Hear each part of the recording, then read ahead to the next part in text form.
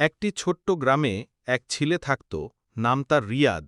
রিয়াদ ছিল বুদ্ধিমান, ভালো মনের, কিন্তু মাঝে মাঝে জীবনের ছোট বড় চ্যালেঞ্জে হেরে যাওয়ার মনও খারাপ হতো।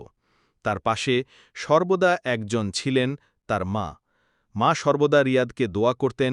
প্রতিদিন সকালে এবং রাতে তিনি আল্লাহর দরবারে হাত তুলে বলতেন, আল্লাহ, আমার সন্তানকে সুস্থ, শান্তি, পূর্ণ এবং সৎ পথে রাখুন, তাকে সুখী করুন এবং তার প্রতিটি চেষ্টা সফল করুন। রিয়াদের জীবন সহজ ছিল না।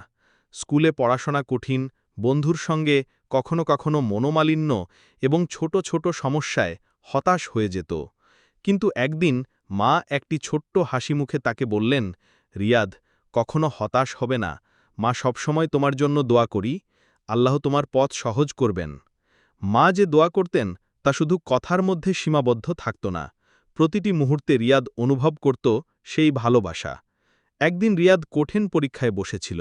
সে চিন্তিত, ভীত, মন খারাপ, কিন্তু চোখ বন্ধ করে সে মায়ের মুখ মনে করল, মায়ের দোয়া। পরীক্ষার শেষে রিয়াদ তার ফলাফল দেখল। সকল বিষয়েই সে চমৎকার ফল পেয়েছে। রিয়াদ বুঝতে পারল, মা যে তার জন্য দোয়া করেছেন, আল্লাহ তার দোয়া কবুল করেছেন। রিয়াদ খুশি মনে বলল, মা, আপনার দোয়ার বরকত ছাড়া আমি কখনো এতটা সফল হতে পারতাম না। মা শুধু হাসলেন, চোখে আনন্দের জল এবং সন্তানের উপর আল্লাহর রহমত দেখলেন। এই গল্প আমাদের শেখায়, মায়ের দোয়া আল্লাহর কাছে সবচেয়ে বড় ক্ষমতাশালী এবং সন্তানকে সফলতার পথে নিয়ে যায়। যে সন্তান তার মায়ের দোয়া ও প্রার্থনার গুরুত্ব বোঝে, সে জীবনের প্রতিটি চ্যালেঞ্জে শক্তিশালী হয়। এরকম আরও আবেগময় ও শিক্ষণীয় ভিডিও দেখতে সাবস্ক্রাইব করুন আমাদের চ্যানেল।